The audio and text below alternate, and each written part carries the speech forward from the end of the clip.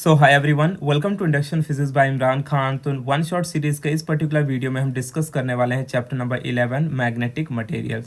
तो ये particular chapter में सबसे पहले हम स्टार्ट करेंगे with the topic called magnetic dipole moment of revolving electron. तो यहाँ पर हमें ये बताना है कि जब कोई इलेक्ट्रॉन न्यूक्लियस के अराउंड रिवॉल्व करता है तो उस इलेक्ट्रॉन का मैग्नेटिक डाइपोल मोमेंट क्या होगा, जिसका हमें फॉर्मूला डिराइव करना है m0 is equal to EVR/2। तो magnetic dipole moment of revolving electron को डिराइव करने से पहले हमें ये समझना होगा कि मैग्नेटिक डाइपोल मोमेंट होता क्या है, इसका फॉर्मूला क्या होता है, इसका यूनिट एंड डायमेंशन। तो चलिए सबसे पहले हम देखते हैं अबाउट मैग्नेटिक डाइपोल मोमेंट के बारे में। तो यहाँ पर जो हमारा मैग्नेटिक डाइपोल मोमेंट है, सबसे पहले मैं आपको बता दूँ, इसे हम नॉर्मली स्मॉल m से डिनोट करते हैं और ये एक वेक्टर क्वांटिटी होती है, तो इसके ऊपर हम एरो लगा देते हैं। ठीक है।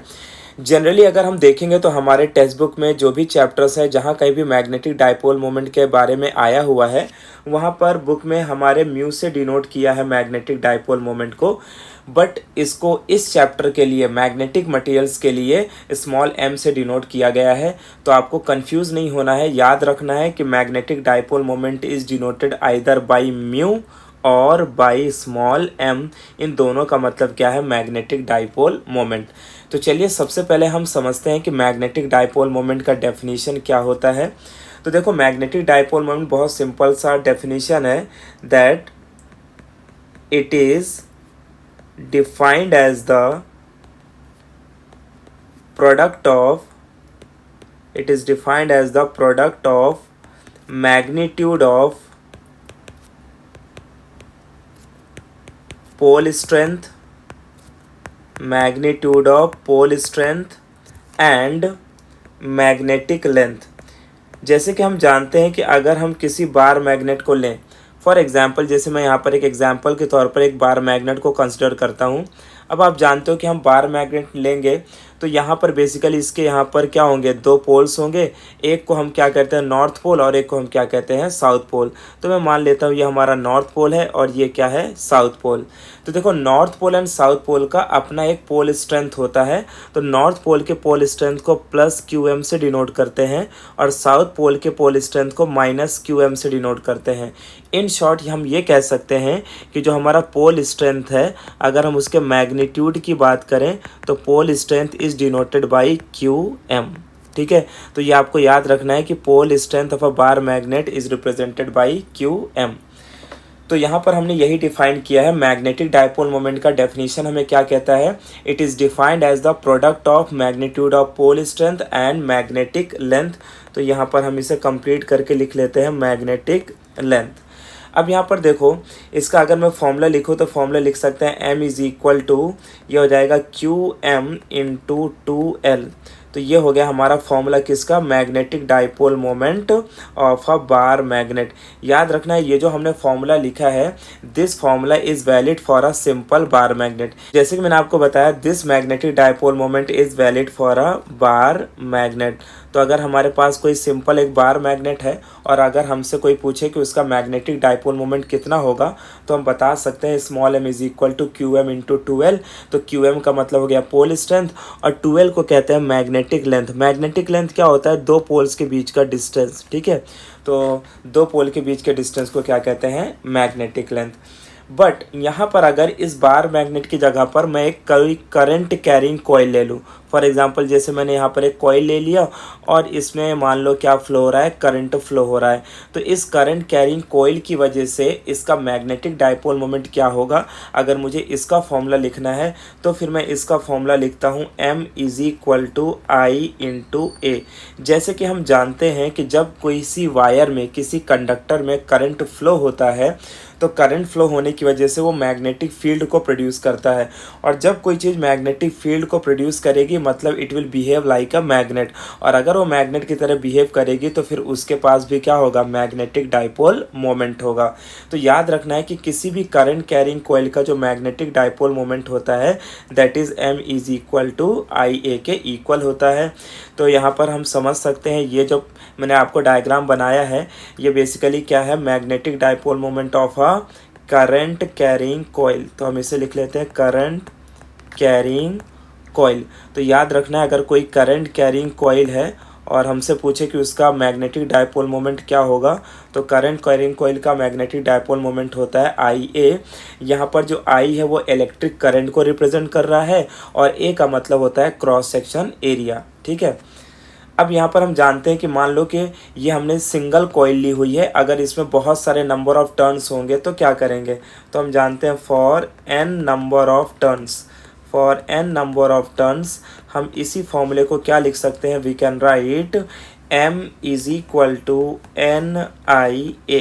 ठीक है, तो ये फॉर्मूला जो है ये भी मैग्नेटिक डाइपोल मोमेंट का ही है, लेकिन किसके लिए है, for N number of turns. ठीक है, तो यहाँ से हमें मैग्नेटिक डाइपोल मोमेंट का डेफिनेशन ऑफ फॉर्मूला मिल गया कि magnetic dipole moment is defined as the product of magnitude of pole strength and magnetic length, और इसका फॉर्मूला क्या होता है, m is equal to Q M into 12। तो क्यू एम इंटू 12 ये क्या है, सिंपल बार मैग्नेट का मैग्नेटिक डाइपोल मोमेंट है।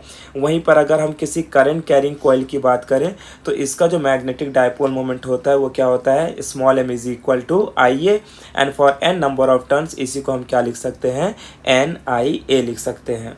अब हम बात करते हैं कि इसका SI यूनिट क्या होगा, तो देखो SI यूनिट लिखते हैं तो सबसे पहला पॉइंट अब आता है हमारा SI unit of magnetic dipole moment is.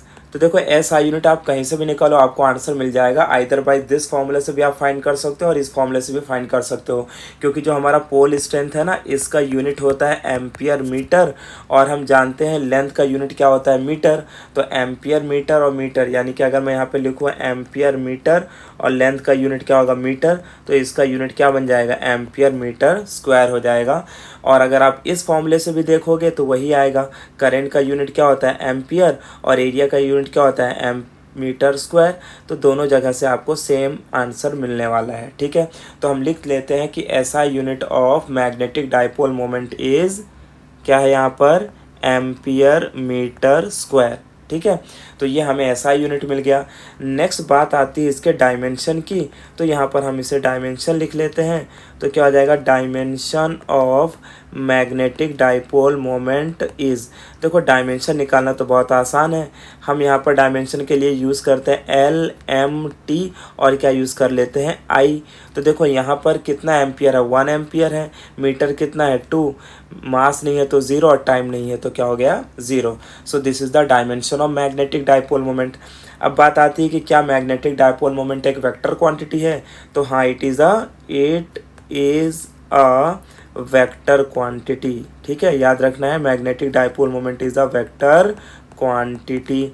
अब बात आती है कि इसका डायरेक्शन क्या होगा, क्योंकि वेक्टर क्वांटिटी को तो डायरेक्शन होता है, तो हम लिख सकते हैं its direction is from south to north, यानी साउथ पोल से नॉर्थ पोल की तरफ मैग्नेटिक डाइपोल मोमेंट का डायरेक्शन होता है। तो ये कुछ इंपॉर्टेंट पॉइंट्स है जो आपको मैग्नेटिक डाइपोल मोमेंट के बारे में पता होना चाहिए। जैसे कि नॉर्मली हम जानते हैं कि जब हम कोई इलेक्ट्रिक से रिलेटेड चैप्टर स्टडी करते हैं तो वहाँ पर इलेक्ट्रिक डाइपोल मोमेंट होता है, तो जैसे वहाँ पर इलेक्ट्रिक डाइपोल मोमेंट का इंपॉर्टेंस होता है, ठीक उसी तरीके से मैग्नेट वाले चैप्टर में मैग्नेटिक डाइपोल मोमेंट का काफ़ी ज़्यादा इंपॉर्टेंस होता है। तो आई थिंक अब आपको समझ में आ गया होगा कि मैग्नेटिक डाइपोल मोमेंट क्या होता है। तो यहाँ पर ये दोनों फॉर्मूलास आपको याद रखने हैं, फॉर अ बार मैग्नेट के लिए and for current carrying coil के लिए, और याद रखना है इसका यूनिट क्या होगा, dimension, and it is a vector quantity and its direction is from south to north. तो टॉपिक पे वापस आते हैं और देखते हैं हमें क्या फाइंड करना था, magnetic dipole moment of revolving electron around the nucleus of an atom. तो जैसे कि आप देख पा रहे हो डायग्राम में, यहाँ पर हमारे पास एक इलेक्ट्रॉन है जो बेसिकली सर्कुलर मोशन परफॉर्म कर रहा है, राइट। और इसके सर्कुलर मोशन परफॉर्म करने की वजह से यहाँ पर जो करंट प्रोड्यूस हो रहा है, मान लेते हैं वो करंट कितना है, I है। ठीक है, करंट कितना है, I। और ये जो ऑर्बिट है हमारा, इसका रेडियस क्या है, कैपिटल R हमने लिया है। यहाँ पर हम इसे स्मॉल r से भी रिप्रेजेंट कर सकते हैं, तो मैं यहाँ पर लिख लेता हूँ और स्मॉल r। ठीक है, तो अब यहाँ पर देखो आप, ये जो मैग्नेटिक डाइपोल मोमेंट है, जैसे कि हम जानते हैं जब ये इलेक्ट्रॉन रिवॉल्व करेगा तो इस इलेक्ट्रॉन का एक मैग्नेटिक डाइपोल मोमेंट होगा। तो ये मैग्नेटिक डाइपोल मोमेंट हम अपवर्ड डायरेक्शन पे दिखा रहे हैं। अगर आप राइट हैंड थंब रूल को यूज़ करोगे तो हमें समझ में आएगा कि जो करंट है और जो मैग्नेटिक डाइपोल मोमेंट है, इन दोनों का डायरेक्शन एक दूसरे के परपेंडिकुलर होगा। ठीक है, तो चलिए डिराइव करते हैं हम अपना formula, that is m0 is equal to EVR/2। तो यहाँ पर जो एम नॉट है बेसिकली, ये एम को तो हम मैग्नेटिक डाइपोल मोमेंट कहते हैं और एम नॉट को भी मैग्नेटिक डाइपोल मोमेंट ही कहते हैं, या इसको हम कह सकते हैं ऑर्बिटल मैग्नेटिक डाइपोल मोमेंट। तो नॉट का मतलब यहाँ पर क्या है, ऑर्बिट। ठीक है, तो इससे कोई फ़र्क नहीं पड़ेगा कि आप एम नॉट लिखो या स्मॉल एम लिखो, दोनों का मतलब सेम है। हमें कन्फ्यूज़न ना हो इसीलिए हम उसमें नॉट लगा देते हैं, जिससे हमें समझ में आता है कि ये किसका मैग्नेटिक डाइपोल मोमेंट है, किसी भी रिवॉल्विंग इलेक्ट्रॉन का मैग्नेटिक डाइपोल मोमेंट है। सबसे पहले हमें यहाँ पर बताना होगा कुछ कंसिडरेशन पॉइंट्स, तो चलिए देखते हैं। Consider an electron revolving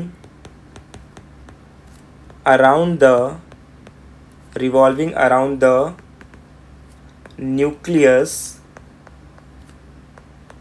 of an atom। ठीक है, तो सबसे पहले हमें क्या बताना है कि एक इलेक्ट्रॉन है जो न्यूक्लियस के अराउंड क्या कर रहा है, रिवॉल्व कर रहा है। ठीक है, इसके बाद अब हम जानते हैं कि अगर ये इलेक्ट्रॉन रिवॉल्व कर रहा है तो बेसिकली सर्कुलर मोशन परफॉर्म कर रहा है, और ये कहाँ सर्कुलर मोशन परफॉर्म कर रहा है, ऑर्बिट में सर्कुलर मोशन परफॉर्म कर रहा है। So therefore we can write orbital speed of an electron. तो इस इलेक्ट्रॉन का जो ऑर्बिटल स्पीड होगा वो क्या होगा, तो हम जानते हैं स्पीड का जनरल फॉर्मूला क्या होता है, स्पीड का फॉर्मूला होता है डिस्टेंस अपॉन टाइम, और जब कोई चीज़ सर्कल में घूमती है तो उसका डिस्टेंस क्या होता है, 2πr। तो मैं यहाँ पर लिख लेता हूँ 2πr अपॉन क्या, टाइम के लिए क्या लिखेंगे, टी लिखेंगे, है ना। तो ये नॉर्मल फॉर्मूला है, वी क्या होता है, डिस्टेंस अपॉन टाइम, और हम जानते हैं डिस्टेंस यहाँ पर क्या हो गया, 2πr। अब इसके आगे देखो हम क्या करते हैं, एज वी नो दैट कि करंट का फॉर्मूला क्या होता है। देखो करंट आप जानते हो, करंट का फॉर्मूला क्या होता है, चार्ज अपॉन टाइम होता है, लेकिन यहाँ पर चार्ज कौन है, इलेक्ट्रॉन है। तो मैं आई का क्या लिख सकता हूँ फॉर्मूला, E/T लिख सकता हूँ। ठीक है, तो याद रखना है करंट का फॉर्मूला क्या होता है, Q/T, बट यहाँ पर जो चार्ज है वो कौन है, इलेक्ट्रॉन है, तो इसे हम क्या लिख सकते हैं, E/T। सो देयरफॉर अगर मैं आपसे पूछूँ कि यहाँ पर T का आंसर क्या मिला, तो T इज इक्वल टू क्या हो जाएगा, E/I। अब हमें क्या करना है, इस टी की वैल्यू को इस इक्वेशन में पुटअप कर देना है। ठीक है, तो जैसे मैं पुटअप करूँगा तो देखो ये क्या हो जाएगा, therefore I can write v is equal to, ये हो जाएगा 2πr अपॉन, और टी की जगह पर क्या आ जाएगा, E/I आ जाएगा। ठीक है, अब यहाँ पर इस स्टेप में बहुत बच्चों को कन्फ्यूज़न होता है कि ये जो आई है ये ई के साथ मल्टीप्लाई होगा कि आर के साथ मल्टीप्लाई होगा। तो आप देखो ये वाली जो लाइन तुम्हें दिखाई दे रही है ये कौन सी लाइन है, दिस इज़ द न्यूमरेटर वाली लाइन। तो हमेशा याद रखना है न्यूमरेटर वाली लाइन के अगर नीचे 2 टर्म दिए हैं तो ये क्या बन जाएगा, 4th टर्म, तो ये कहाँ आएगा, ऊपर। ठीक है, सो आई किसके साथ मल्टीप्लाई होगा, 2πr के साथ। सो देयरफॉर इसे मैं लिख सकता हूँ v is equal to 2πr into I, और ये अपॉन में क्या हो जाएगा, e। तो याद रहे हमें फाइंड क्या करना था, हमें फाइंड करना है अबाउट आई के बारे में। ठीक है, क्योंकि अगर हमें एक बार आई मिल जाएगा तो फिर हम मैग्नेटिक डाइपोल मोमेंट का फॉर्मूला यूज़ कर सकते हैं, m is equal to IA, और हमें जो इक्वेशन चाहिए उस इक्वेशन को हम फाइंड कर सकते हैं। सो देयरफॉर यहाँ से देखो आई, इसको क्रॉस मल्टीप्लिकेशन करेंगे तो क्या हो जाएगा, EV is equal to 2πr into I. तो यहाँ से मुझे बताओ आई का आंसर क्या हो जाएगा, I is equal to EV upon क्या लिख सकते हैं, 2πr। तो ये हमें देखो आई मिल गया। ठीक है, अब हमें चाहिए क्या है, magnetic dipole moment of revolving electron. तो यहाँ पर हम लिखते हैं therefore magnetic dipole moment of revolving electron. यहाँ पर आप कंफ्यूज बिल्कुल भी मत होना अगर कहीं पर आपको ऑर्बिटल मैग्नेटिक मोमेंट दिया हो, दोनों का मतलब सेम है। Magnetic dipole moment of revolving electron is, देखो मैग्नेटिक डाइपोल मोमेंट का फॉर्मूला हमने क्या बोला, m is equal to I into A होता है। सो देयरफॉर यहाँ पर मैं इसे m0 लगा लेता हूँ, तो m0 इज इक्वल टू आई की जो वैल्यू है ना, आई की वैल्यू, तो आई की वैल्यू हमने निकाली है EV अपॉन 2πr निकाली है, राइट। एरिया क्या होता है, एरिया होता है पाई आर स्क्वायर, तो यहाँ पर हमने क्या रख दिया, पाई आर स्क्वायर रख दिया। अब इसके बाद क्या करेंगे, जो टर्म कैंसिल हो रहा है उसे कैंसिल कर देंगे, तो पाई से पाई कैंसिल, आर से कार कैंसिल। सो देयरफॉर मुझे बताओ कि मैग्नेटिक डाइपोल मोमेंट का फॉर्मूला क्या मिला, that is E V upon E V R upon क्या मिला, 2। यही तो हमारा रिक्वायर्ड फॉर्मूला है जो हमें क्या करना था, डिराइव करना था। देखो ये आंसर हमें मिल गया, ठीक है। तो magnetic dipole moment of revolving electron is given by equation E V R by 2। यहाँ पर ई का मतलब है चार्ज ऑन इलेक्ट्रॉन, वी का मतलब है speed of an electron, R का मतलब है रेडियस ऑफ द ऑर्बिट, ठीक है। तो एग्जाम पॉइंट ऑफ व्यू अगर देखा जाए तो इस चैप्टर का one of the most favourite और इम्पॉर्टेंट क्वेश्चन है। तो सीधा क्वेश्चन आपको ये 2 से 3 मार्क्स के लिए एग्जाम में आता है, जहाँ पर वो आपसे पूछते हैं derive an expression for magnetic dipole moment of revolving electron, या वो आपको ऐसा भी बोल सकते हैं कि show that magnetic dipole moment of revolving electron is equal to E V R by 2। तो दोनों तरीके से आप इसका आंसर डिफाइन कर सकते हो। अब यहाँ पर बात आती है कि इसका जब ये इलेक्ट्रॉन डिवॉल्व करेगा तो इसका एंगुलर मोमेंटम क्या होगा। तो चलो हम एंगुलर मोमेंटम भी निकाल लेते हैं, ठीक है। सो देयरफॉर यहाँ पर हम लिखते हैं फॉर दिस इलेक्ट्रॉन, ये जो इलेक्ट्रॉन हमारा घूम रहा है, for this electron angular momentum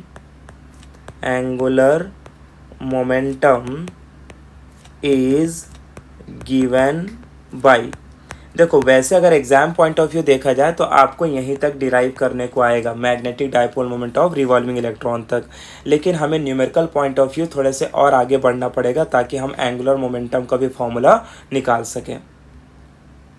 so for this electron angular momentum is given by. अब देखो एंगुलर मोमेंटम का नॉर्मल फॉर्मूला हम जानते हैं, एंगुलर मोमेंटम का फॉर्मूला क्या होता है, एम वी आर होता है। कैसे पता चले हमें ये, हमने फर्स्ट चैप्टर में पढ़ा था कि जब कोई बॉडी रोटेट करती है, घूमती है, तो उसका angular momentum L is equal to क्या होता है, आई ओमेगा होता है, राइट। आई का मतलब यहाँ पर क्या है, मोमेंट ऑफ इनर्शिया, और मोमेंट ऑफ इनर्शिया को क्या लिखते हैं, एम आर स्क्वायर।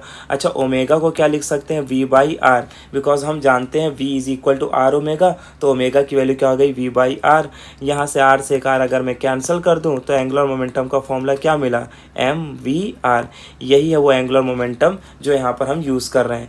खाली आपको एक चीज़ नोटिस करनी है यहाँ पर और ध्यान देना है कि जो एम आपका दिख रहा है यहाँ पर आप नीचे क्या लगा लो, एम ई लगा लो, ताकि आपको कोई कन्फ्यूज़न ना हो with respect to magnetic dipole moment and mass of electron. क्योंकि ये जो हमने एंगुलर मोमेंटम का फॉर्मूला लिखा है, इस एंगुलर मोमेंटम के फॉर्मूले में जो एम है ये बेसिकली क्या रिप्रेजेंट कर रहा है, it is representing the mass of an electron, ठीक है। अब हमें करना क्या है कि ये जो हमारा इक्वेशन है ना मैग्नेटिक डाइपोल मोमेंट, इस इक्वेशन में हमें किसी तरीके से एंगुलर मोमेंटम की वैल्यू को एडजस्ट करना है। तो देखो इसके लिए हम क्या करेंगे, सो देयरफॉर फ्रॉम इक्वेशन, कौन सा equation, M naught is equal to E V R by 2। ये जो हमारा इक्वेशन है, इस इक्वेशन में हमें एंगुलर मोमेंटम का फॉर्मूला निकालना है। तो मैंने क्या लिखा, M naught is equal to E V R by 2। इस इक्वेशन को मैं क्या करता हूँ, मास ऑफ इलेक्ट्रॉन से मल्टीप्लाई और मास ऑफ इलेक्ट्रॉन से डिवाइड कर देता हूँ। तो जैसे मैं मास ऑफ इलेक्ट्रॉन से मल्टीप्लाई एंड डिवाइड करूँगा तो यहाँ पर होगा क्या कि मैं इसे पहले रीअरेंज कर लेता हूँ। M naught is equal to, इसे कुछ ऐसा लिख लेता हूँ, ई अपॉन 2 me। देखो एम ई से मल्टीप्लाई और एम ई से डिवाइड करने से इक्वेशन में तो कोई फ़र्क नहीं पड़ेगा, लेकिन जो चीज़ हमें फाइंड करना है वो ज़रूर हमें मिल जाएगी। तो मैंने क्या किया, ई अपॉन 2 me को अलग कर लिया और इंटू क्या कर देता हूँ, इसे लिखता हूँ एम ई और ये हो जाएगा वी इंटू आर। देखो वैल्यूज़ में कुछ चेंजेस नहीं हुआ, बट मैंने उसे क्या कर दिया है, सेपरेट कर दिया है। अब अगर आप ध्यान से इस इक्वेशन को देखोगे तो यहाँ पर देखो एम ई वी आर किसकी वैल्यू थी, एल नॉट की वैल्यू थी। तो यहाँ पर मैं इसे लिख लेता हूँ, therefore M naught is equal to E upon 2 me और इंटू क्या हो जाएगा, एल नॉट। तो देखो ये जो हमें मैग्नेटिक डाइपोल मोमेंट फॉर्मूला मिला वो with respect to angular momentum मिल गया, ठीक है। अब इसी फॉर्मूले का यूज़ करके हम एक क्वांटिटी का आंसर फाइंड आउट करेंगे, यानी एक क्वांटिटी को डिफाइन करेंगे। उस क्वांटिटी का नाम है गायरोमैग्नेटिक रेशियो। तो जैसे कि मैंने बोला कि इस इक्वेशन का यूज़ करके हम अपनी नेक्स्ट क्वांटिटी गायरोमैग्नेटिक रेशियो को डिफाइन करेंगे। गायरोमैग्नेटिक रेशियो आपको 1 सेंटेंस या 2 मार्क्स के लिए एग्जाम में पूछा जा सकता है। तो चलिए देखते हैं गायरोमैग्नेटिक रेशियो क्या होता है। तो इसे हम जायरोमैग्नेटिक या गायरोमैग्नेटिक रेशियो कहते हैं। तो गायरोमैग्नेटिक रेशियो, तो चलिए सबसे पहले बाय डेफिनेशन देखते हैं कि गायरोमैग्नेटिक रेशियो क्या होता है। It is defined as the ratio of, इसे क्या डिफाइन करते हैं, ratio of magnetic dipole moment of revolving electron, magnetic dipole moment of revolving electron to the angular momentum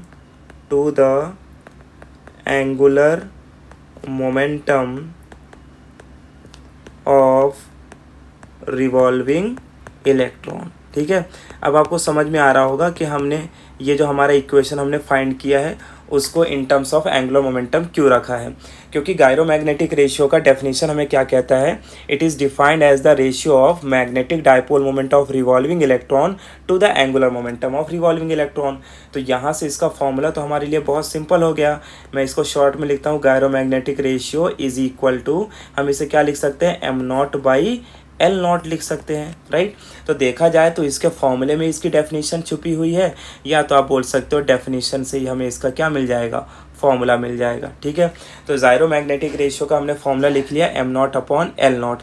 अब अगर आप इस इक्वेशन को ध्यान से देखोगे तो क्या इसी इक्वेशन को मैं M naught by L naught अगर करूँ तो ये किसके इक्वल आ जाएगा, E upon two M E के इक्वल आ जाएगा। यस, तो मैं गायरोमैग्नेटिक रेशियो का एक और फॉर्मूला लिख सकता हूँ, और gyromagnetic ratio is equal to E upon two M ई।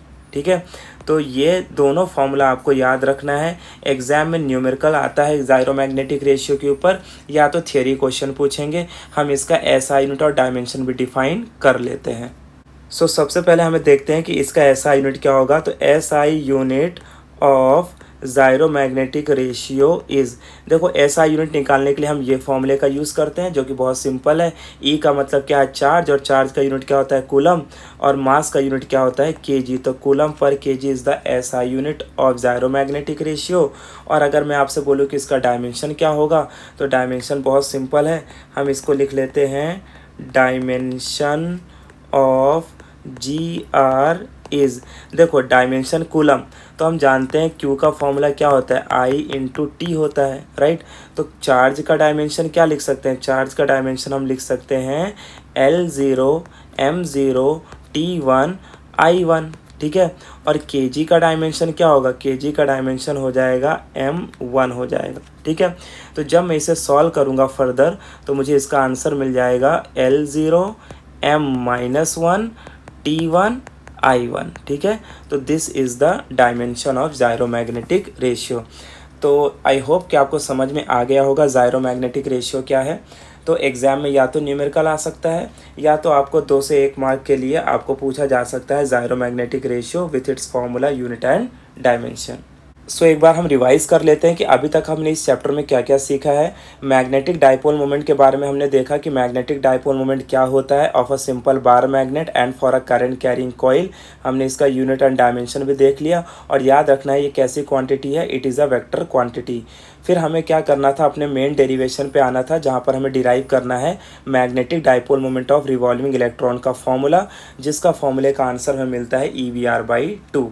इसके लिए हमने सबसे पहले क्या किया है, कंसिडरेशन पॉइंट लिखे हैं, और उसके बाद हमने क्या किया कि जब भी कोई ऑब्जेक्ट सर्कुलर मोशन परफॉर्म करता है उसके लिए हमने स्पीड का फॉर्मूला यूटिलाइज कर लिया। यहाँ से इसको सॉल्व करते हुए मैं फाइनल जो आंसर मिला that is M naught is equal to EVR/2। साथ ही साथ में हमने मैग्नेटिक डाइपोल मोमेंट के रेस्पेक्ट में हमने एंगुलर मोमेंटम को भी यहाँ पर फाइंड किया है, और इसका आंसर में मिलता है MEVR। याद रखना है ME का मतलब है कि मास ऑफ इलेक्ट्रॉन। ठीक है, और फिर हमने क्या फाइंड कर लिया, गायरोमैग्नेटिक रेशियो। ठीक है,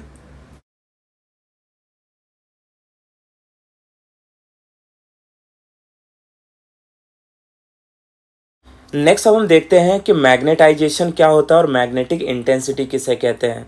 तो देखो, मैग्नेटिक इंटेंसिटी का सिंपल सा मतलब होता है strength of a magnetic field. Magnetic field की स्ट्रेंथ को मैग्नेटिक इंटेंसिटी कहते हैं। और जब हम मैग्नेटिक फील्ड में किसी मैग्नेटिक मटेरियल को रखेंगे मैग्नेट बनाने के लिए, तो जब हम मैग्नेटिक मटेरियल को मैग्नेट बनाने के लिए उसमें रखेंगे तो वो क्या होगा, मैग्नेटाइज्ड होगा। और मैग्नेटाइज होने का मतलब है वो क्या बन जाएगा, मैग्नेट बन जाएगा। तो इन्हीं दोनों क्वांटिटीज़ के बारे में हमें आगे फर्दर स्टडी करना है। तो इसको हम एक एग्जांपल के थ्रू समझते हैं कि जैसे मान लो मेरे पास क्या है, यहाँ पर कोई मैग्नेटिक फील्ड है, ठीक है। ये जो मैग्नेटिक फील्ड है, इस मैग्नेटिक फील्ड में मैं क्या करता हूँ, एक फेरोमैग्नेटिक मटेरियल को रख देता हूँ, जैसे कि आयरन। आयरन को हम क्या कहते हैं, फेरोमैग्नेटिक मटेरियल मानते हैं। जब हम इस फर्दर चैप्टर में आगे स्टडी करेंगे तो हम देखेंगे कि टाइप्स ऑफ मटेरियल में 3 टाइप्स के मटेरियल आते हैं, that is diamagnetic material, paramagnetic material and ferromagnetic material. तो यहाँ पर जो फेरोमैग्नेटिक मटेरियल है उसी का एग्जांपल है आयरन। तो आयरन को जब हम यहाँ पर रखेंगे मैग्नेटिक फील्ड में, फॉर एग्जांपल मैंने आयरन का एक पीस लिया और इसको मैग्नेटिक फील्ड में रख दिया।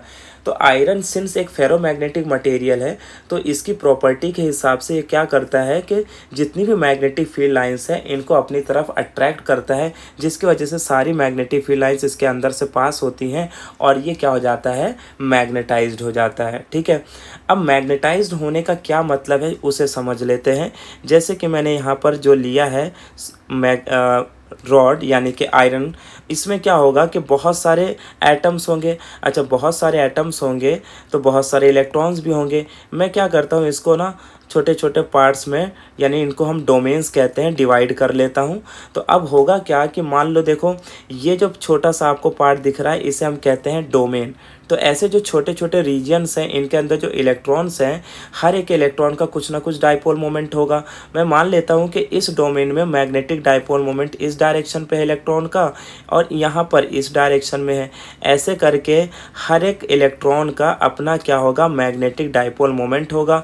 लेकिन जैसे कि आप देख पा रहे हो अभी ये सिंस एक मटेरियल है, ये मैग्नेटाइज नहीं है, तो इन सब के जो मैग्नेटिक डाइपोल मोमेंट है वो रैंडम पोजीशन पे है, यानी कोई पर्टिकुलर डायरेक्शन पे नहीं है।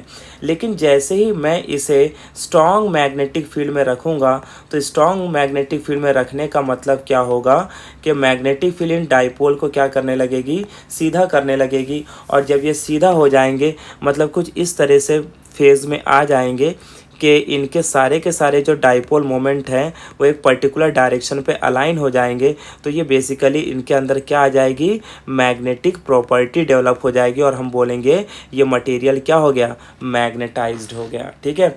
तो अब जितने ज़्यादा मैग्नेटिक डाइपोल मोमेंट किसी पर्टिकुलर डायरेक्शन पे अलाइन होंगे उतना स्ट्रॉन्ग मैग्नेटाइजेशन होगा। अब मैग्नेटाइजेशन कराने के लिए, मैग्नेटाइज्ड होने के लिए कंडीशन क्या है कि हमारी जो मैग्नेटिक फील्ड है वो बहुत ही ज़्यादा स्ट्रॉन्ग होनी चाहिए। तो अगर स्ट्रॉन्ग मैग्नेटिक फील्ड होगी तो आसानी से ये हमारा मटेरियल मैग्नेटाइज्ड हो जाएगा। तो इसी के बारे में हमें यहाँ पर पढ़ना है। तो चलिए सबसे पहले देखते हैं कि मैग्नेटाइजेशन, तो चलिए अब हम मैग्नेटाइजेशन और मैग्नेटिक इंटेंसिटी दोनों को डिफाइन करते हैं, दोनों का फॉर्मूला, यूनिट एंड डायमेंशन लिखते हैं। तो मैग्नेटाइजेशन को हम इस तरह से डिफाइन करते हैं that it is defined as the ratio of किसका रेशियो है ये, net magnetic dipole moment, net magnetic dipole moment per unit volume. तो magnetisation is defined as the net magnetic dipole moment per unit volume.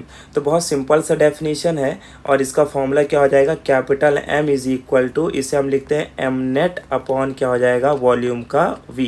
तो ये हमारा क्या हो गया, फॉर्मूला हो गया। किसका फॉर्मूला है ये, मैग्नेटाइजेशन का फॉर्मूला, ठीक है। जैसे कि अभी मैंने आपको बताया मैग्नेटाइजेशन के बारे में, देखो पर यूनिट वॉल्यूम जितने ज़्यादा magnetic dipole moment particular direction पे अलाइन होंगे उतना ज़्यादा हमारा मटेरियल मैग्नेटाइज्ड हो जाएगा।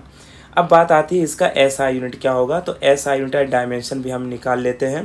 तो देखो इसका SI यूनिट क्या होगा, SI unit of magnetization is, हम जानते हैं कि मैग्नेटिक डाइपोल मोमेंट m का यूनिट होता है एम्पियर मीटर स्क्वायर और वॉल्यूम का यूनिट होता है मीटर क्यूब।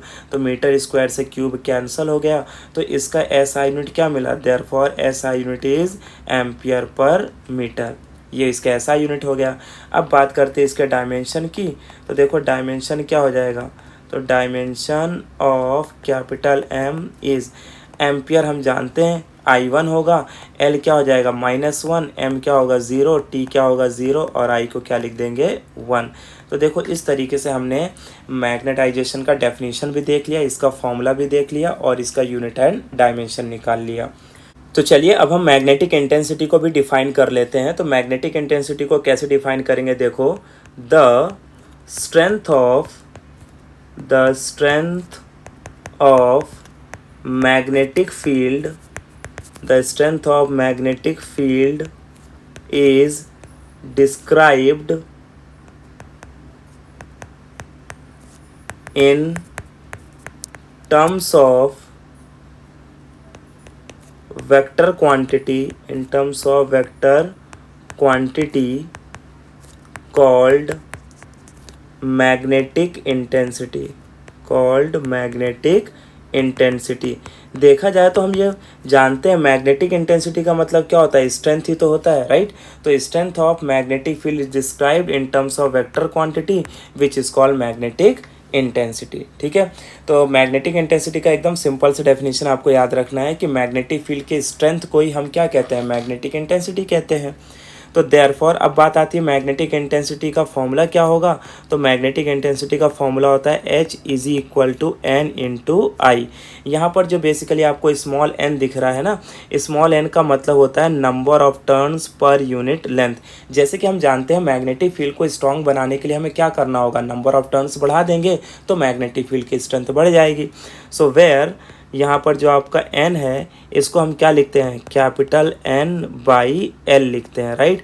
यानी स्मॉल n का मतलब क्या हो गया, number of turns per unit length. तो कैपिटल N क्या रिप्रेजेंट कर रहा है, नंबर ऑफ टर्न्स को, और कैपिटल L क्या रिप्रेजेंट कर रहा है, लेंथ को। सो देयरफॉर अब यहाँ से H का फॉर्मूला मैं क्या लिख सकता हूँ, आई कैन राइट Ni/L लिख सकते हैं। ठीक है, तो ये हमारा फॉर्मूला मिल गया related to magnetic intensity. But आपको याद रखना है, आप H is equal to Ni याद रखोगे तो भी चलेगा, बिकॉज खाली यहाँ पर स्मॉल n का मतलब नंबर ऑफ टर्न्स नहीं है, स्मॉल n का मतलब number of turns per unit length होता है। अब बात आती है इसका SI यूनिट क्या होगा। तो चलो इसका SI यूनिट लिख लेते हैं। तो SI unit of H is, देखो जैसे कि हम जानते हैं करंट का यूनिट क्या होता है, करंट का यूनिट होता है एम्पियर। तो मैंने यहाँ पर एम्पियर लिख लिया और अपॉन में यहाँ पर क्या लेंथ, तो ये हो जाएगा एम्पियर पर मीटर। तो आपको याद रखना है कि मैग्नेटाइजेशन और मैग्नेटिक इंटेंसिटी दोनों का यूनिट एंड डायमेंशन सेम होता है। तो इसका भी अगर मैं डायमेंशन निकालने जाऊँगा तो मैं क्या लिखूँगा, डायमेंशन ऑफ H इज़, क्या हो जाएगा इसका डायमेंशन, देखो इसको लिख सकते हैं L-1 M0 T0 और क्या हो जाएगा I1 हो जाएगा। ठीक है, तो आपको याद रखना है कि in case of magnetization and magnetic intensity the SI unit and dimension remains the same. अब कभी कभी जब हम न्यूमेरिकल सॉल्व करेंगे ना तो वहाँ पर कन्फ्यूज़न होगा, बिकॉज मैग्नेटाइजेशन को तो क्वेश्चन में मैग्नेटाइजेशन कहते हैं, बट मैग्नेटिक इंटेंसिटी को वो मैग्नेटिक इंटेंसिटी ना कहकर मैग्नेटाइजिंग फील्ड कहते हैं। तो जब भी आप क्वेश्चन न्यूमेरिकल के सॉल्व करोगे और वहाँ पर मैग्नेटाइजिंग फील्ड बोला होगा तो आप समझ जाना ये मैग्नेटिक इंटेंसिटी की वैल्यू गिवन है। तो इस तरीके से हमने यहाँ पर दोनों क्वांटिटीज़ को डिस्क्राइब कर लिया, magnetization and magnetic intensity. Exam point of view देखा जाए तो सेकंड मोस्ट इंपॉर्टेंट क्वेश्चन आपका बनता है मैग्नेटाइजेशन, इसका यूनिट, फॉर्मूला एंड डायमेंशन। चलिए अब हम देखने वाले हैं relation between magnetization and magnetic intensity. So already हम ये जान चुके हैं कि मैग्नेटाइजेशन और मैग्नेटिक इंटेंसिटी क्या होता है, तो बस इन्हीं के बीच में क्या रिलेशन होगा वही रिलेशन हमें यहाँ पर डिराइव करना है। तो इसके लिए हमें सबसे पहले क्या करना होगा, ये जैसे आप देख पा रहे हो गिवन में हमने लिखा है, consider a rod of such a material with some net magnetization placed in a solenoid with n turns per unit length and carrying current I। तो वैसे देखा जाए तो बुक में डायग्राम तो गिवन नहीं है, बट मैं आपको डायग्राम के थ्रू समझाता हूँ कि बेसिकली यहाँ पर इस कंसिडरेशन का क्या मतलब है। तो जैसे कि हमने यहाँ पर कंसिडर में लिखा है कि consider a rod of such a material with some net magnetization placed in a solenoid. तो सबसे पहले हम यहाँ पर क्या करेंगे कि एक सोलेनॉइड बना लेते हैं। ठीक है, हम जानते हैं सोलेनॉइड बेसिकली क्या होता है, एक वायर ही होता है, खाली आप उसे क्या कर दो, रैप कर दोगे, कुछ इस तरीके से टर्न मार दोगे तो ये क्या बन जाएगा, सोलेनॉइड। तो यहाँ पे मान लो करंट आई है इन और यहाँ पर करंट आई क्या है, आउट। और ये जो आपने लिया है इसका मान लेते हैं कि जो टोटल लेंथ है वो कितना है, एल है। ठीक है, ओके। और इसमें कितने टर्न्स हैं, मान लेते हैं एन नंबर ऑफ टर्न्स हैं। डन। तो ये हमारा क्या बन गया, सोलेनॉइड बन गया। तो यहाँ पर क्या बोला है कि consider a rod of such a material with some net magnetisation.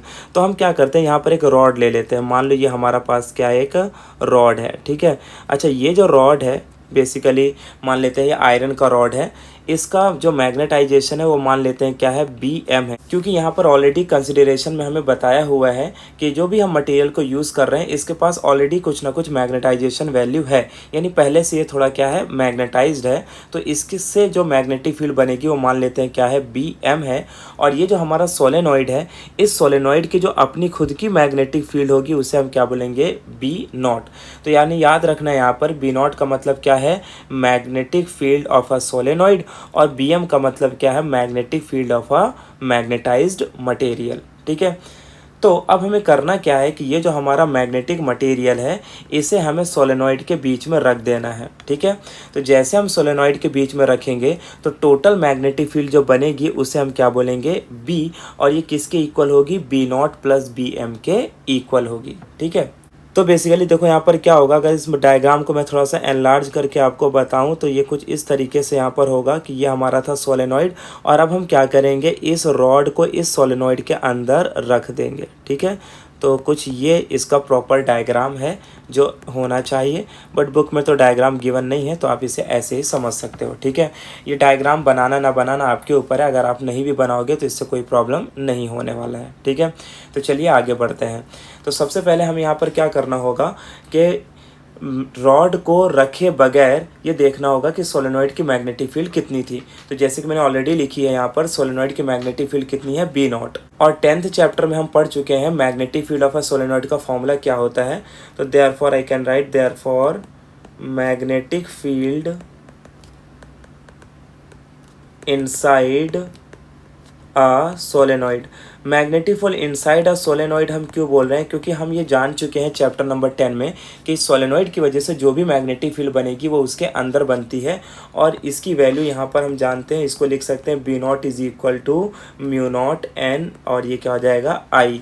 याद रखना है यहाँ पर स्मॉल एन का मतलब होता है number of turns per unit length, small N का मतलब है number of turns per unit length. ठीक है, यहाँ पर जो म्यू नॉट है उसे क्या कहते हैं, where mu naught is the permeability, क्या कहते हैं इसको, परमियाबिलिटी ऑफ फ्री स्पेस कहते हैं या वैक्यूम कहते हैं। ठीक है, फ्री स्पेस कहेंगे या वैक्यूम कहेंगे। तो यहाँ पर म्यू नॉट का मतलब क्या हो गया, परमिएबिलिटी ऑफ फ्री स्पेस या वैक्यूम। देखो जैसे हम इलेक्ट्रिक के बारे में स्टडी करते हैं ना, epsilon, epsilon naught, epsilon R. Epsilon का मतलब क्या हो गया, permittivity of medium. Epsilon naught का मतलब परमिटिविटी ऑफ फ्री स्पेस, और एप्सिलॉन आर का मतलब होता है रिलेटिव परमिटिविटी। ठीक उसी तरीके से मैग्नेट के लिए हम पढ़ते हैं म्यू नॉट और म्यू आर। तो म्यू का मतलब होता है permeability of medium, mu naught का मतलब होता है परमिएबिलिटी ऑफ फ्री स्पेस, और म्यू आर का मतलब होता है परमिएबिलिटी यानी रिलेटिव परमिएबिलिटी। तो जैसे यहाँ पर रिलेटिव परमिटिविटी का formula epsilon upon epsilon not होता है, ठीक उसी तरीके से रिलेटिव परमिएबिलिटी का formula mu by mu not होता है। ठीक है, तो ये हमें आगे काम आएगा, तो इसे याद रखना है। अब यहाँ पर हमने सबसे पहले क्या देख लिया, magnetic field of a solenoid निकाल लिया। नेक्स्ट हमें क्या करना है, magnetic field of this rod लिख लेना है, and magnetic field of magnetizing rod. तो यहाँ पर हम लिखेंगे magnetic field of magnetizing rod. कितनी है इसकी मैग्नेटिक फील्ड, इसे हम लिखेंगे B M is equal to mu naught into capital M. तो याद रखना यहाँ पर एम का मतलब क्या है, मैग्नेटाइजेशन। तो जैसे आप देख पा रहे हो ये जो हमने पहला डायग्राम जो बनाया था इन दोनों में हमने अलग अलग दोनों को रखा है, राइट। क्योंकि पहले हमने सोलेनॉइड का मैग्नेटिक फील्ड लिख लिया, फिर हम इसने रॉड का मैग्नेटिक फील्ड लिख लिया, और जब हम सोलेनॉइड के अंदर इस रॉड को रख देंगे तो अब इसकी जो टोटल मैग्नेटिक फील्ड है वो क्या बन जाएगी, बी बन जाएगी। जिसे हम कैसे लिखेंगे, देखो, therefore total magnetic field, therefore total magnetic field of a solenoid, of a solenoid. तो इस सोलेनॉइड की जो टोटल मैग्नेटिक फील्ड है इसे हम लिखते हैं B is equal to B naught plus B M. हमें दोनों की वैल्यू पता है तो रख देते हैं। तो B इज इक्वल टू, देखो जो बी नॉट है, बी नॉट की वैल्यू हमने निकाली है म्यू नॉट एन आई, तो यहाँ पर लिख लेते हैं mu naught N into I, और बी एम की वैल्यू क्या है, म्यू नॉट इंटू एम। यहाँ से आपको कुछ कॉमन दिख रहा है तो सबसे पहले कॉमन बाहर निकाल लेते हैं। तो B इज इक्वल टू क्या हो जाएगा, म्यू नॉट कॉमन बाहर हो गया तो बचा क्या, एन आई, और क्या बचा यहाँ पर प्लस एम। ठीक है। Now as we know that कि एन आई का मतलब क्या होता है, magnetic intensity H। So therefore formula हमारा बन जाएगा B is equal to mu naught, और इसे हम लिखते हैं H प्लस एम लिख लेते हैं। ठीक है। इसको मैं नाम दे देता हूँ इक्वेशन नंबर 1, क्योंकि आगे जब हम इसको और डिराइव करेंगे तो हमें इस इक्वेशन की ज़रूरत पड़ने वाली है। तो ये जो आपको फॉर्मूला मिला, इसी फॉर्मूले को अब हम थोड़ा सा रीअरेंज कर लेते हैं। यानी मैं इसे लिख लेता हूँ, और H plus M is equal to क्या हो जाएगा, B अपॉन म्यू नॉट। ठीक है। तो यहाँ से मुझे क्या फाइंड करना था, रिलेशन निकालना था ना। तो मैं इसको लिखता हूँ H is equal to B upon mu naught, और m को इधर लेके आऊँगा तो क्या हो जाएगा, माइनस m हो जाएगा। तो देखो ये हमें मिल गया relation between magnetizing field and magnetization, यानी मैग्नेटिक इंटेंसिटी और मैग्नेटाइजेशन के बीच का रिलेशन मिल गया। H is equal to B upon mu naught minus M. तो बस आपको इन्हीं 2-3 स्टेप लगा के सॉल्व कर लेना है। सबसे पहले आपको बताना है कंसिडर पॉइंट। कंसिडर बहुत आसान है, आप बता दोगे। उसके बाद आपको क्या बताना है, magnetic field inside a solenoid. फिर आपको बताना है magnetic field of magnetizing rod. दोनों की मैग्नेटिक फील्ड को क्या कर देना है, ऐड कर देना है। तो आपकी बन जाएगी total magnetic field B is equal to B naught plus B M. दोनों की वैल्यू को रख के आगे सॉल्व कर लेना है, and you will get the relation H is equal to B by mu naught minus M. तो एग्जाम पॉइंट ऑफ व्यू देखें तो वो आपको यहीं तक पूछेंगे, लेकिन इसके आगे हम कुछ और फॉर्मूलाज डिराइव करेंगे जो हमारे न्यूमेरिकल्स में काम आने वाले हैं। ठीक है। तो चलिए देखते हैं इसके आगे और हमें क्या करना है। मान लेते हैं यहाँ पर एक कंडीशन है कि if H is not too strong, if H is not too strong, अगर मैग्नेटिक इंटेंसिटी ज़्यादा स्ट्रॉन्ग नहीं है, देन तो देखो अगर H is not too strong है, यानी मैग्नेटिक इंटेंसिटी अगर ज़्यादा स्ट्रॉन्ग नहीं है, सो देयरफॉर मैं लिख सकता हूँ कि जो मैग्नेटाइजेशन होगा it is directly proportional to क्या होगा, H होगा। तो अब अगर मैं यहाँ पर प्रोपोर्शनलिटी साइन हटाऊँ तो क्या लिख सकता हूँ, M इज़ इक्वल टू, यहाँ पर आएगा ससेप्टिबिलिटी H। ये जो आपको X टाइप का जो लेटर दिख रहा है इसे एक्चुअल में ससेप्टिबिलिटी कहते हैं। तो मैं यहाँ पर लिख देता हूँ वेयर X इज ससेप्टिबिलिटी, इसको हम क्या कहते हैं, ससेप्टिबिलिटी। ठीक है। जैसे आपने देखा होगा इसे हम क्या कहते हैं, फाई कहते हैं ना, उसी तरीके से इसे हम काई कहते हैं। ठीक है।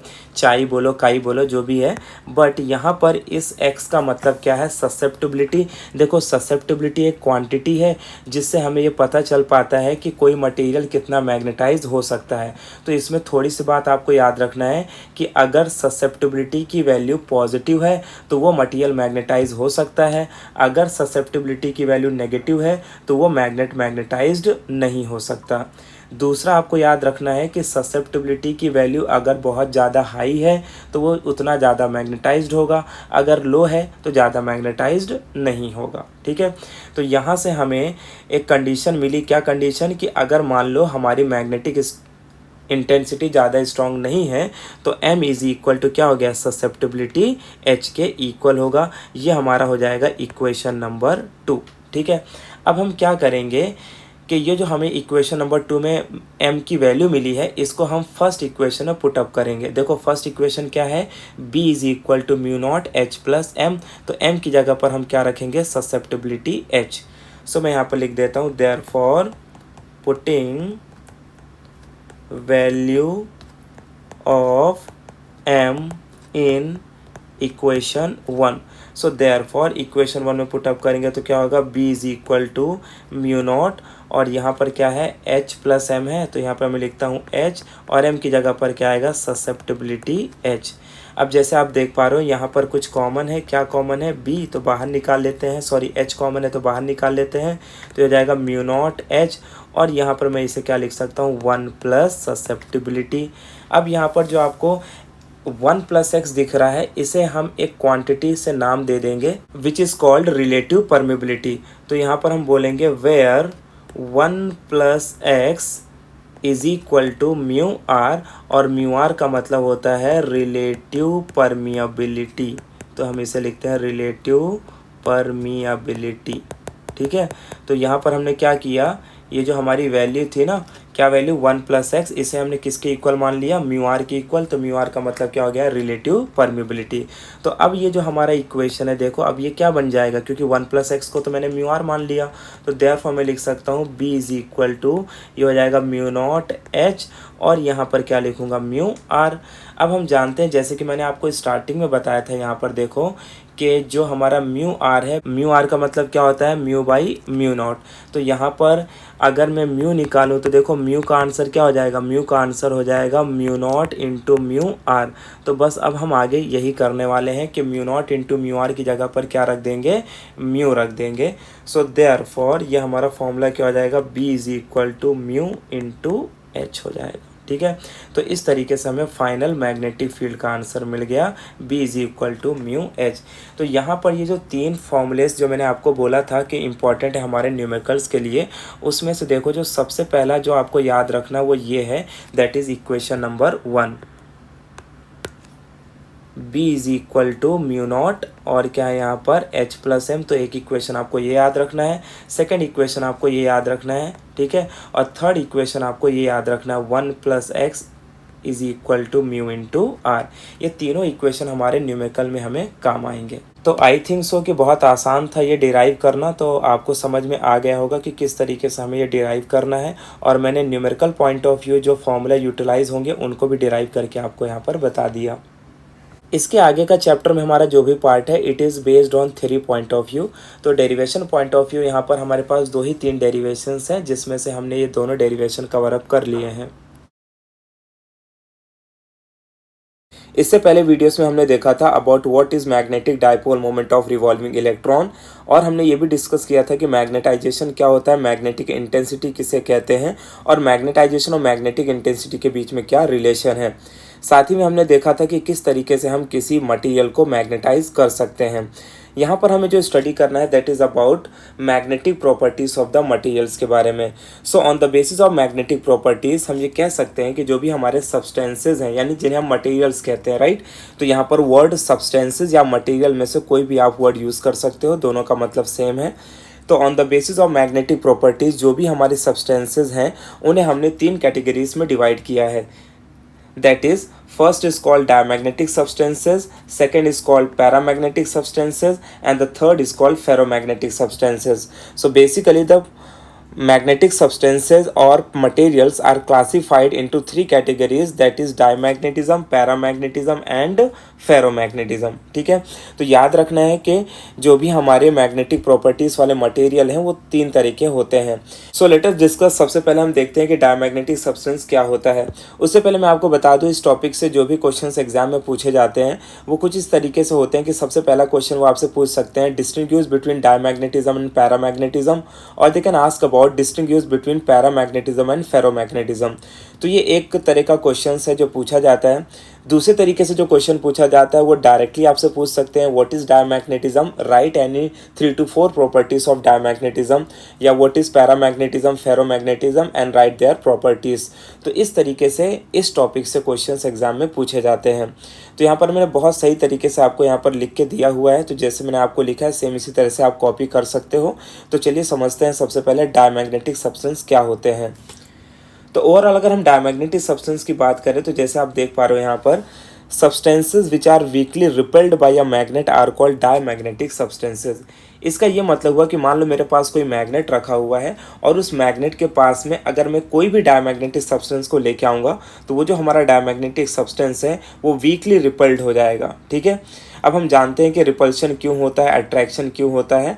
तो आपको याद रखना है कि जब भी हम किसी डायमैग्नेटिक सब्सटेंस को यानी डायमैग्नेटिक मटेरियल्स को मैग्नेट के पास में लेके आएंगे तो अगर वो रिपल्शन प्रॉपर्टी को शो कर रहा है यानी वीकली रिपल्ड हो रहा है तो फिर वो किस टाइप का सब्सटेंस हो गया, डायमैग्नेटिक सब्सटेंस हो गया। ठीक है, चलिए अब डिस्कस करते हैं about the properties of diamagnetic substances.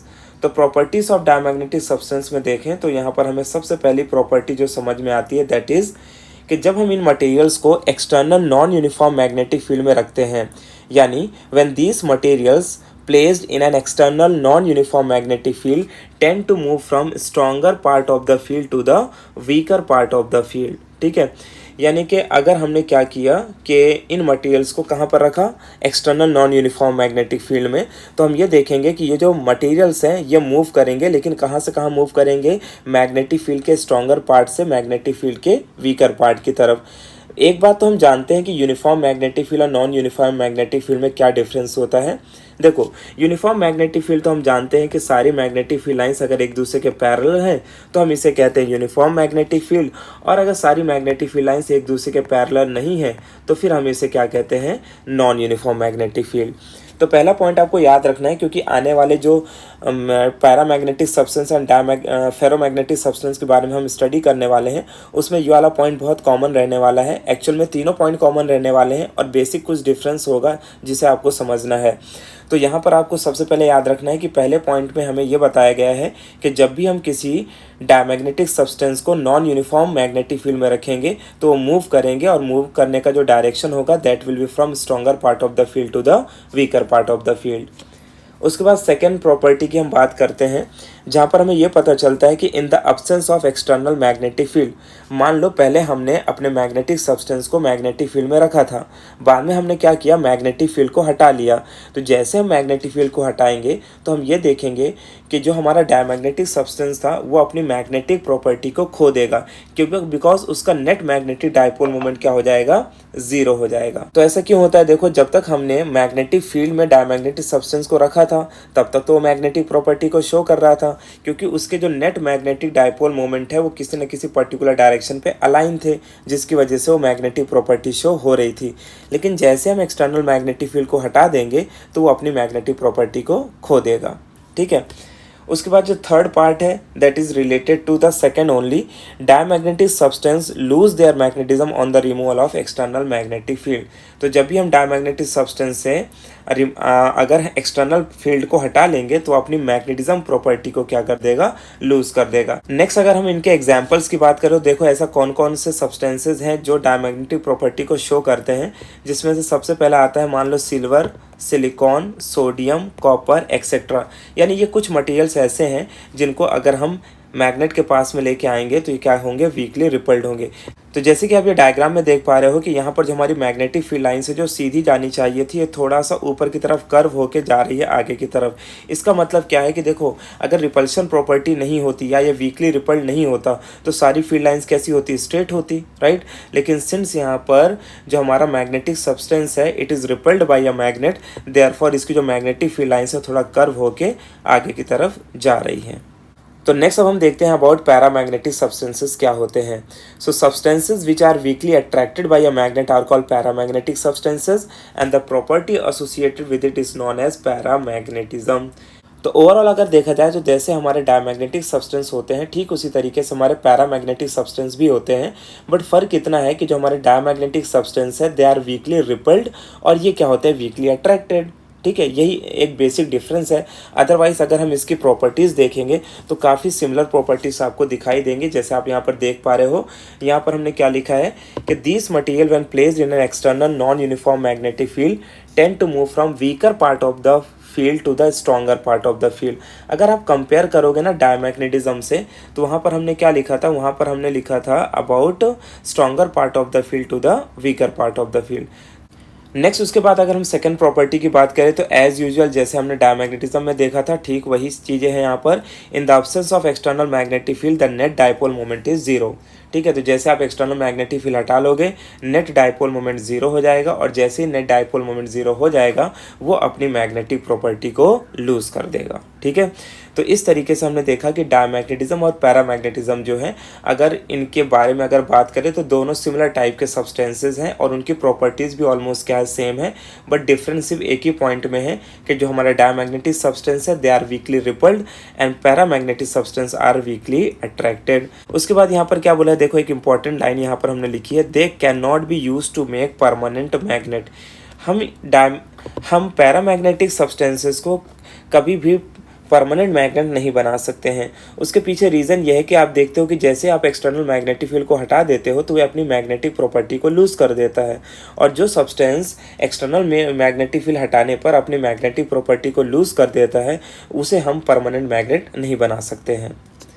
Example की बात करें तो हमारे पास एग्जाम्पल में देखो क्या क्या है, aluminium, platinum, calcium, oxygen etcetera are the examples of paramagnetic substances. अब जैसे हमने डायमैग्नेटिक सब्सटेंस का डायग्राम देखा था ठीक उसी तरीके से यहाँ पर आप देखोगे तो पैरामैग्नेटिक का भी मिलेगा। वहाँ पर देखो जो हमारी ये लाइन थी वो कुछ ऐसे बाहर की तरफ से रिपल्ड होके जा रही थी, और यहाँ पर जो हमारी फील्ड लाइन्स है ये क्या हो रही हैं, सेंटर की तरफ थोड़ा अट्रैक्ट हो रही हैं। ठीक है, यानी बेंड हो रही हैं। ये इसलिए बेंड हो रही हैं because they are weakly attracted by a magnet. So next अब हम बात करते हैं अबाउट फेरोमैग्नेटिक सब्सटेंसेस के बारे में। फेरोमैग्नेटिक सब्सटेंस की बात करें तो डायमैग्नेटिक और पैरामैग्नेटिक से थोड़ा सा इसका बिहेवियर डिफरेंट होता है।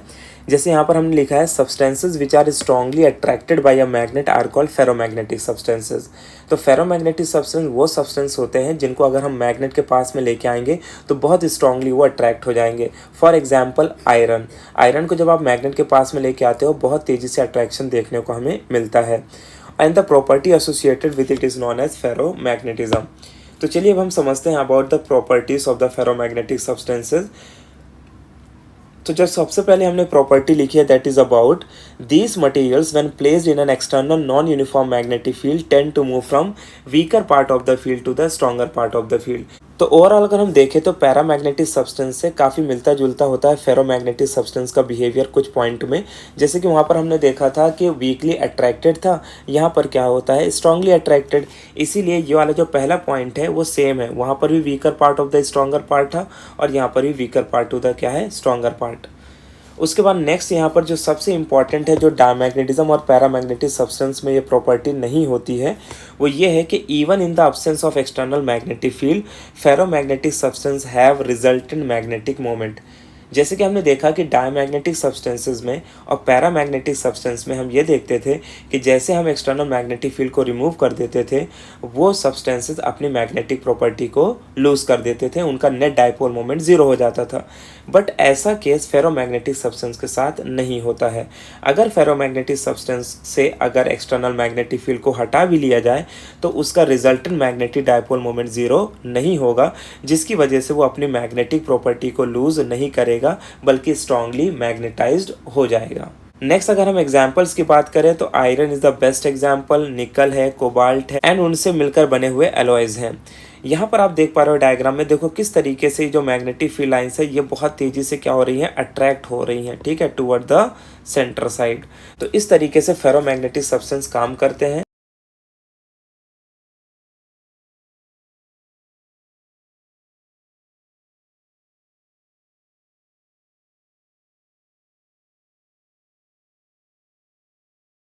तो इस तरीके से हमारे diamagnetic substance, paramagnetic substance and ferromagnetic substances काम करते हैं। तो ओवरऑल आपको बस एक ही चीज़ याद रखना है दिमाग में कि अगर आप जब इसे पढ़ते हो तो तीनों को एक साथ पढ़ोगे तो काफ़ी सिमिलरिटीज़ आपको मिलेंगे और पॉइंट आपको अलग अलग नहीं लिखने होंगे। मैंने इसे इस तरीके से फ्रेम किया है कि अगर कोई भी प्रॉपर्टीज़ आपसे पूछ ली जाए तो आप आसानी से इन चारों प्रॉपर्टीज़ को याद कर सकते हो और इनका आंसर दे सकते हो। तो मेक श्योर कि आपको ये याद रखना है कि डायमैग्नेटिक सब्सटेंस वो हैं जो वीकली रिपल्ड होते हैं, वेयर एज पैरामैग्नेटिक सब्सटेंस वो हैं जो वीकली अट्रैक्टेड होते हैं, और फेरोमैग्नेटिक सब्सटेंस उन्हें हम कहते हैं जो स्ट्रांगली अट्रैक्टेड होते हैं। इसमें एक और पॉइंट आता है रिलेटेड टू मैग्नेटिक ससेप्टिबिलिटी, जिसके बारे में हम नेक्स्ट वीडियो में बात करने वाले हैं।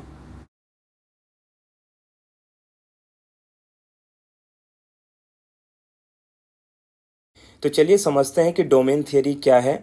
और अगर हम एग्जाम पॉइंट ऑफ व्यू बात करें तो इस टॉपिक से एक क्वेश्चन पूछा जाता है that right a short note on domain theory.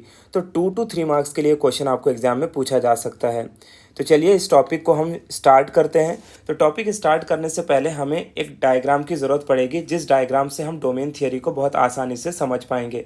और जैसे हम इस डायग्राम को समझेंगे तो ये जो भी हमारे पॉइंट्स गिवन है ये बहुत आसानी से हमें समझ में आ जाएंगे। तो यहाँ पर हमारे पास कोई मैग्नेटिक मटेरियल है जिसे हम मैग्नेटाइज कर सकते हैं, ठीक है। फिलहाल इसे हम क्या बोलेंगे, it is in the condition of unmagnetised state, यानी ये मैग्नेटाइज्ड नहीं है, ये मैग्नेटिक प्रॉपर्टी को शो नहीं कर रहा है।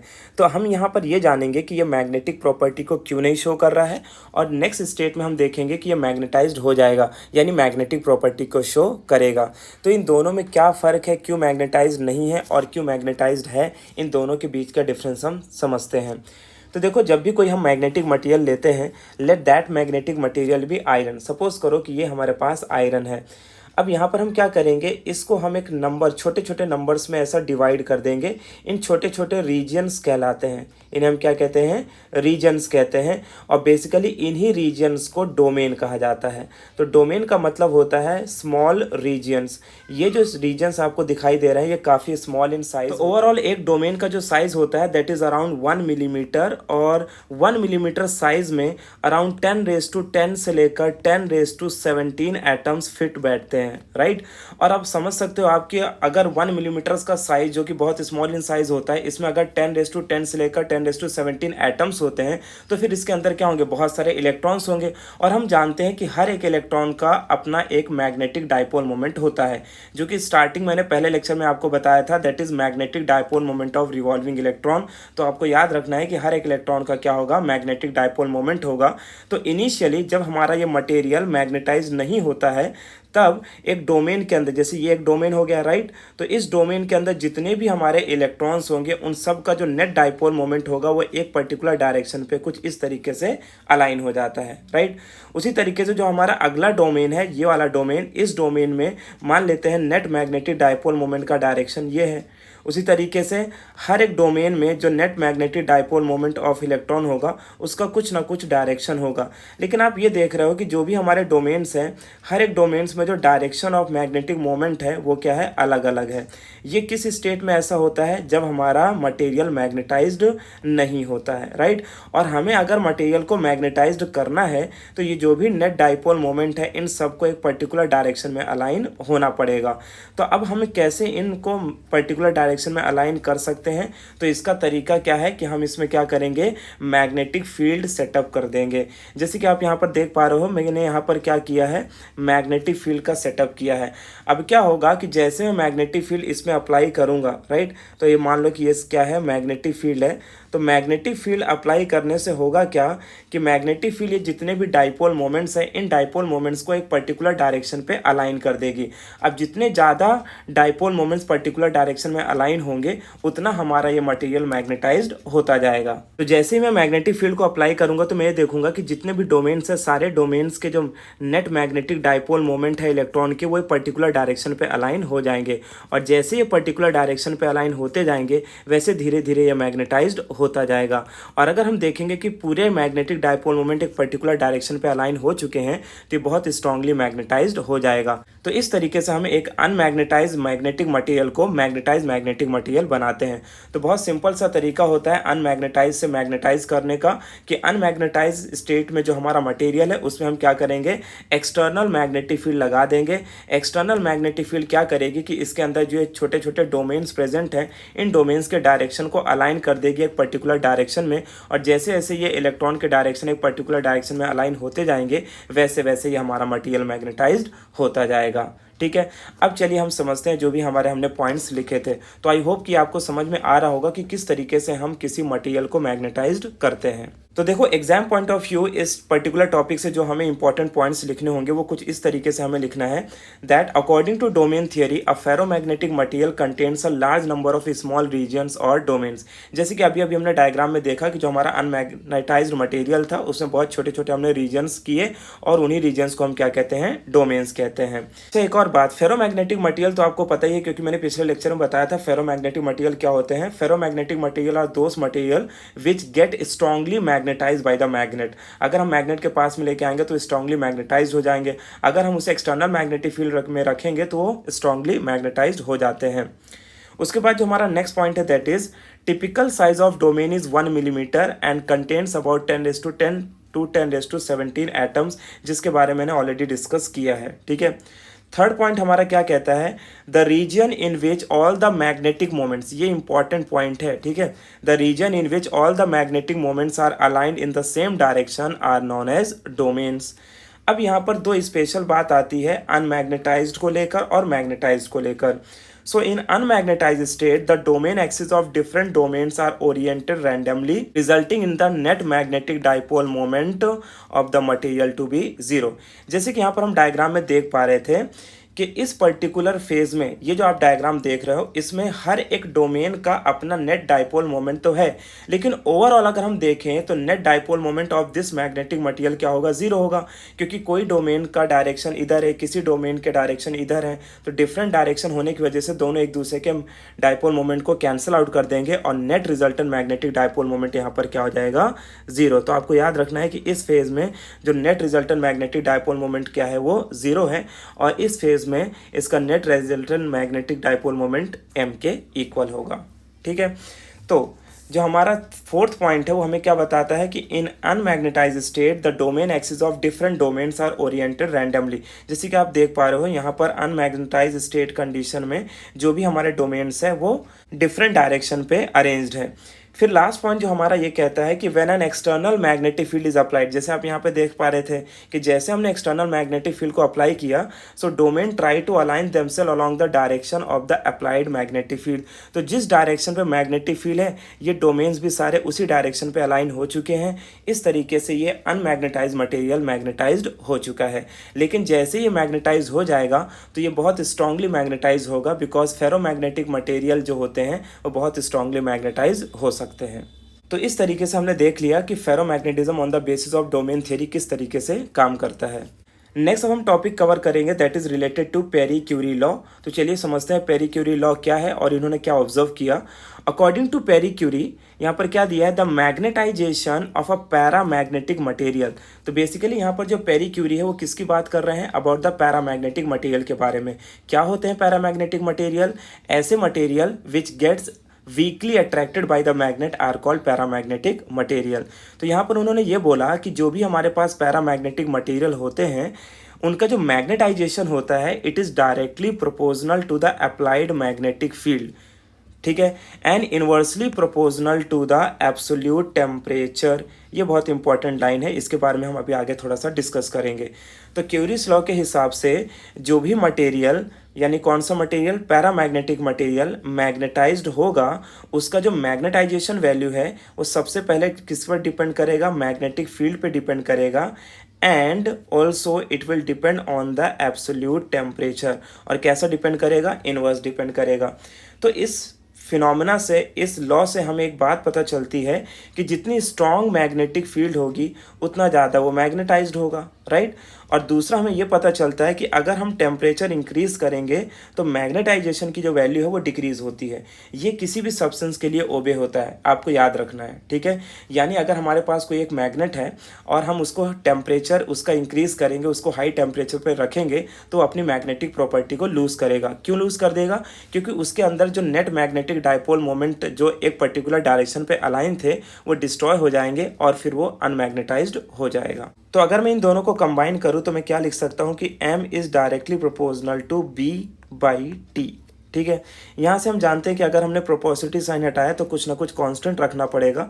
तो कांस्टेंट में रख लेते हैं m is equal to c into B by T. यहाँ पर जो आपको c दिख रहा है, c का मतलब क्या होता है, where c is the Curie constant. तो इसे हम क्या कहते हैं, क्यूरी कांस्टेंट कहते हैं। ठीक है, तो ये बात आपको छोटा सा स्टेटमेंट है, याद रखना है। May be 1 to 2 marks type question में आ सकता है, that is state and define curies law. तो याद रखना है क्यूरीज लॉ हमें किसके बारे में बताता है, अबाउट पैरामैग्नेटिक मटेरियल के बारे में, कि जो भी हमारा पैरामैग्नेटिक मटेरियल है उसको जब हम मैग्नेटाइज्ड करते हैं तो उसका जो मैग्नेटाइजेशन है वो किस पर डिपेंड करता है, पहला डिपेंड करता है मैग्नेटिक फील्ड के ऊपर, दूसरा डिपेंड करता है एब्सोल्यूट टेम्परेचर के ऊपर। ठीक है, तो नेक्स्ट अब हम बात कर लेते हैं अबाउट क्यूरी टेम्परेचर को। Curie temperature one sentence point of view थोड़ा सा इंपॉर्टेंट है, तो चलिए समझते हैं क्यूरी टेम्परेचर क्या है।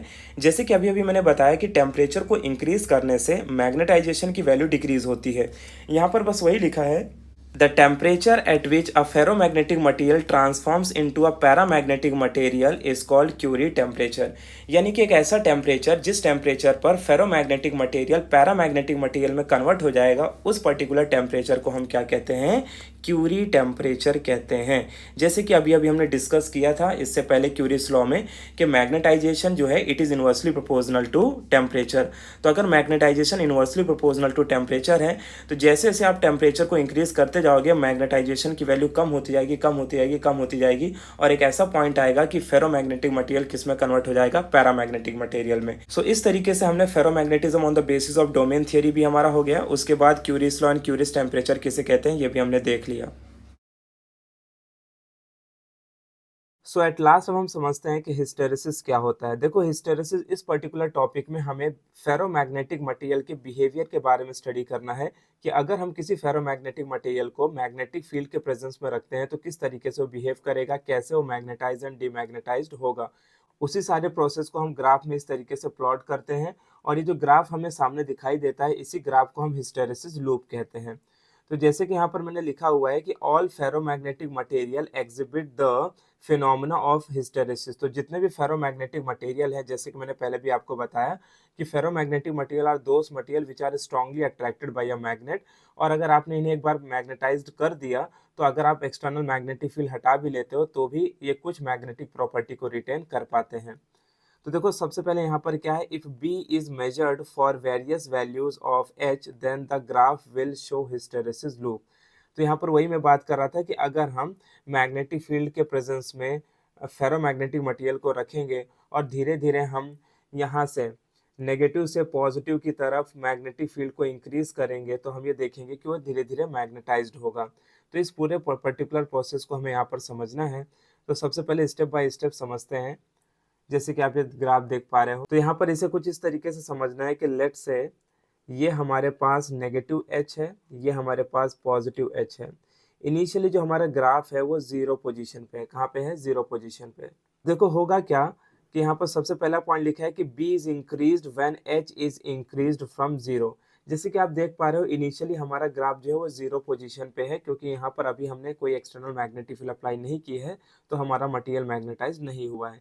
लेकिन जैसे जैसे मैं एच की वैल्यू को आगे की तरफ बढ़ाता जाऊंगा, मैग्नेटिक फील्ड की स्ट्रेंथ को बढ़ाता जाऊंगा, वैसे धीरे धीरे ये मैग्नेटाइज्ड होना स्टार्ट हो जाएगा। ठीक है, और मैग्नेटाइज होते होते होते होते एक ऐसा पॉइंट आएगा जहाँ पर ये पूरी तरीके से मैग्नेटाइज्ड हो जाएगा। फिर आप कितनी भी मैग्नेटिक फील्ड को इंक्रीज कर लो, ये फर्दर मैग्नेटाइज नहीं होगा, और ऐसे कंडीशन को हम बोलते हैं कि ये क्या हो गया, सैचुरेट हो गया। तो जो हमारा नेक्स्ट पॉइंट है वो यही बताता है कि with an increase in the magnetic field the value of magnetism increases and it finally reaches point A which is called the saturation point. तो जैसे जैसे हम मैग्नेटिक फील्ड की स्ट्रेंथ को बढ़ाते जाएंगे वैसे वो मैग्नेटाइज होता जाएगा, और एक ऐसा पर्टिकुलर पॉइंट आएगा जब वो पूरी तरीके से मैग्नेटाइज हो जाएगा। फिर फर्दर आप कितनी भी मैग्नेटिक फील्ड को इंक्रीज करो, फर्दर मैग्नेटाइजेशन नहीं होगा। तो एक तरीके से हमें यहाँ पर सैचुरेशन पॉइंट मिल गया। अब क्या होगा कि अब हमें धीरे धीरे इस मैग्नेटिक फील्ड की वैल्यू को कम करना है और जीरो की तरफ लेके आना है। तो with a decrease in the value of magnetic field there is a decrease in the value of magnetism. क्या लिखा है कि जैसे जैसे हम मैग्नेटिक फील्ड की स्ट्रेंथ को कम करते जाएंगे, तो वो जो फेरोमैग्नेटिक मटेरियल जो मैग्नेटाइज हो गया था वो धीरे धीरे अपनी मैग्नेटिक प्रॉपर्टी को लूज करता जाएगा, but substance retain some amount of magnetism. तो जैसे कि मैंने बोला कि फेरोमैग्नेटिक मटेरियल का बिहेवियर होता है कि अगर आप एक्सटर्नल मैग्नेटिक फील्ड हटाओ भी दोगे तो भी वो कुछ मैग्नेटिक प्रॉपर्टी को रिटेन करेगा। इसी कंडीशन को हम रिटेंटिविटी कहते हैं। तो देखो, ये देखा गया है कि वैसे तो ये क्वेश्चन आया नहीं है, लेकिन अगर जो चांसेस है इस क्वेश्चन आने के वो ये बनते हैं कि आपको हिस्टेरेसिस लूप का डायग्राम पूछेंगे और वो आपको डेफिनेशन पूछेंगे रिटेंटिविटी एंड कोर्सिविटी का। ठीक है, क्योंकि उतने में ये काफ़ी क्वेश्चन बड़ा हो जाता है। या तो 4 मार्क्स के लिए डायरेक्टली आपको पूछ सकते हैं कि एक्सप्लेन हिस्टेरेसिस लूप, जहाँ पर आपको सारे पॉइंट्स बताने पड़ेंगे। तो अब यहाँ पर जैसे मैं बता रहा था कि अगर हम मैग्नेटिक फील्ड की वैल्यू को कम करते जाएंगे तो ये अपनी मैग्नेटिक प्रॉपर्टीज को कम करता जाएगा और फाइनली ये कहाँ पर पहुंचेगा, बी पॉइंट पे।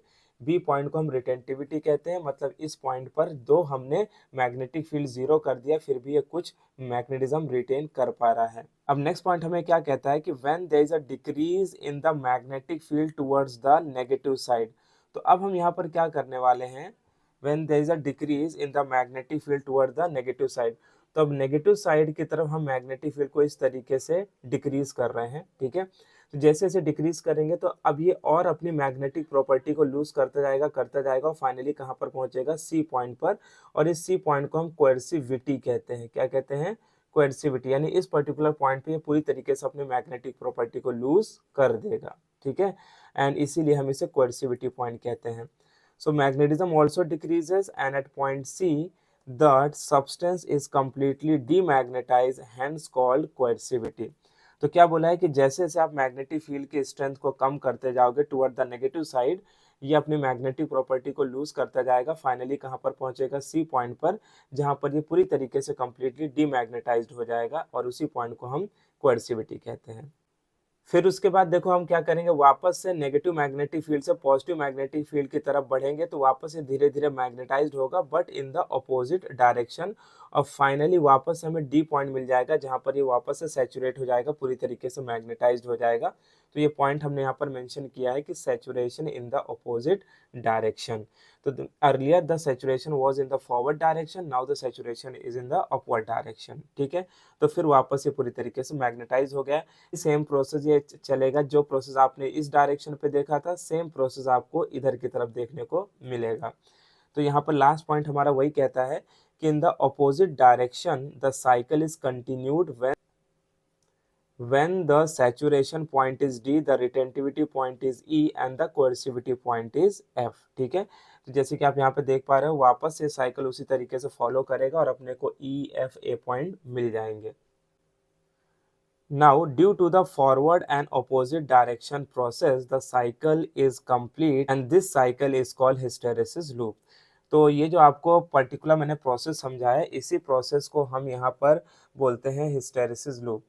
तो इस तरीके से इस पर्टिकुलर क्वेश्चन को आपको एक्सप्लेनेशन देना है, तो अगर आप एक बार इसे वापस से समझ लेते हो तो आपके लिए आसानी होगी और अपने ओन वर्ड्स में भी एक्सप्लेन कर सकते हो। याद रखना है कि कोएर्सिविटी और रिटेंटिविटी का डेफिनेशन याद होना चाहिए।